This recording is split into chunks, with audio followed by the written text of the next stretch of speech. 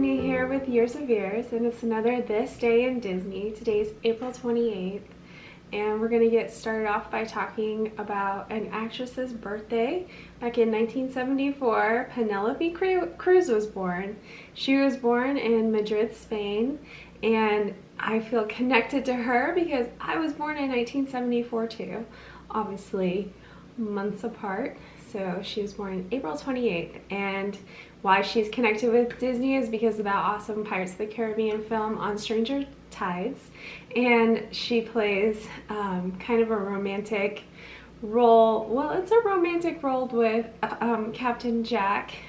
They kind of go back and forth, sparring with each other and professing their love to each other, and it's, you know, there's a lot of romantic tension between them. It's also the film with the mermaid that they keep in a glass box, which I always found kind of nerve-wracking, them carrying this woman with a box filled with water across the jungle so that they could try and capture her tear.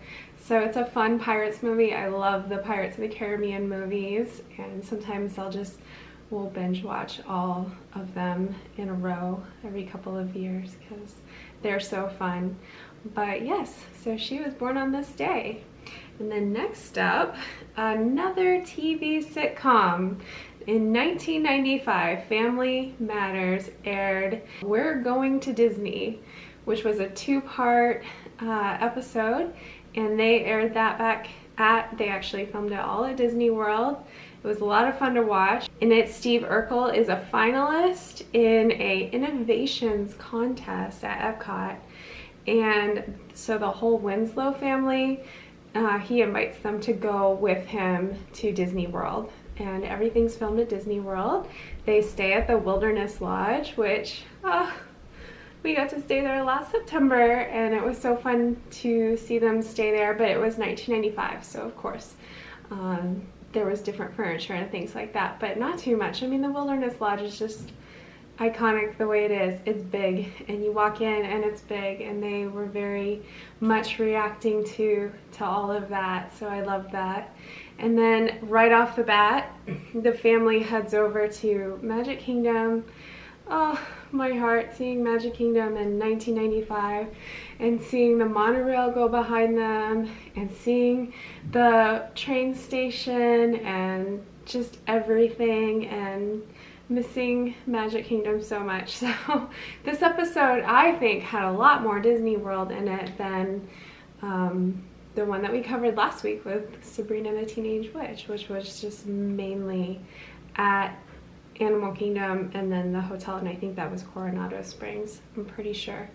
The second episode, they had a cool moment where they went to Hollywood Studios, so that was in 1995, and there's an aerial view and you get to see the streets of America for a minute, so that's kind of cool to go back and watch that too.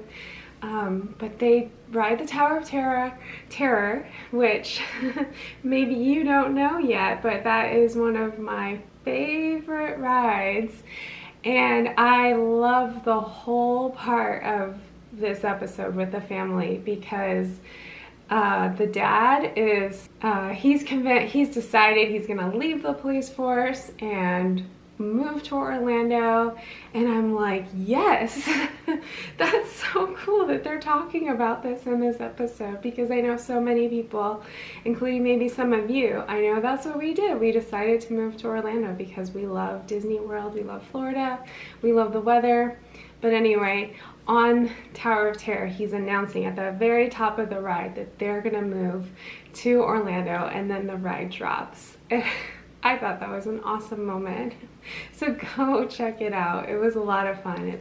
It's two-part episode, you know, 1995 sitcom, so expect it to be that quality, but also 1995 Disney World, which, you know, you can't really get that in POVs and footage like that, you know, having an actual situation where they're in the parks being filmed for a sitcom.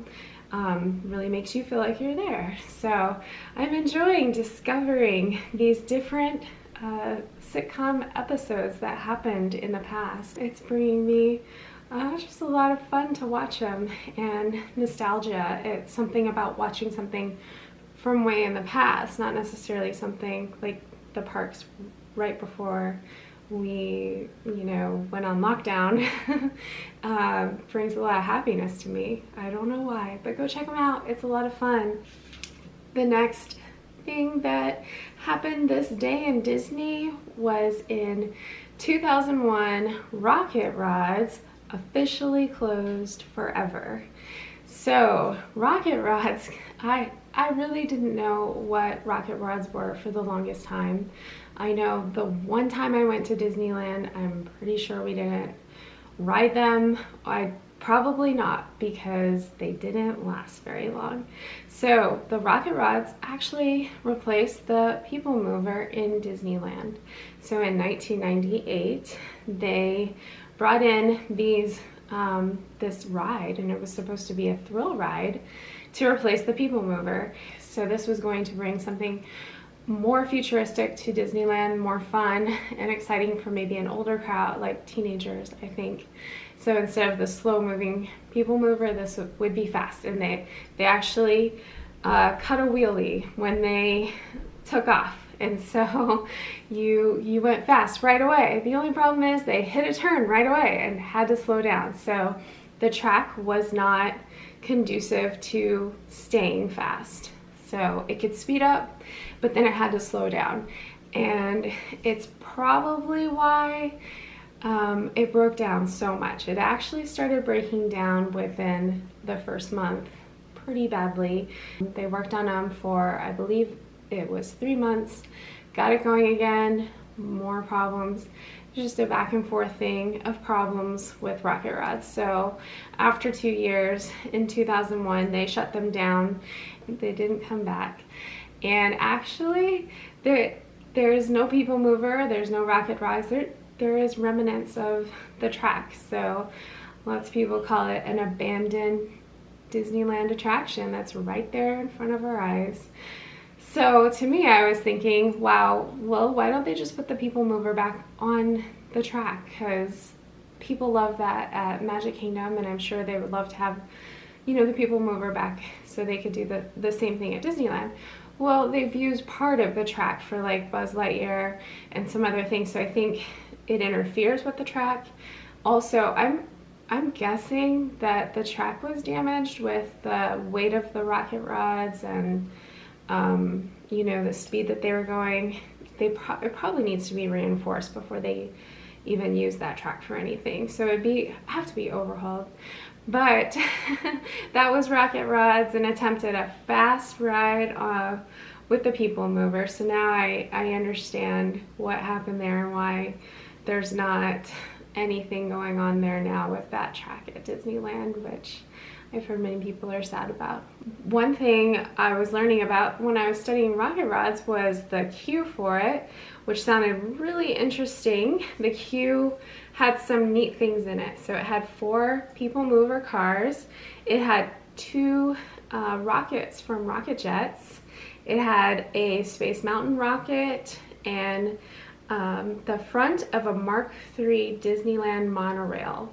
There was lots going on in that queue. You could go look that up and check out the Rocket Rods and everything that was going on with that. It sounded like a lot of fun, but ultimately not salvageable with the amount of money I think they had to spend at the time to be able to get the ride going.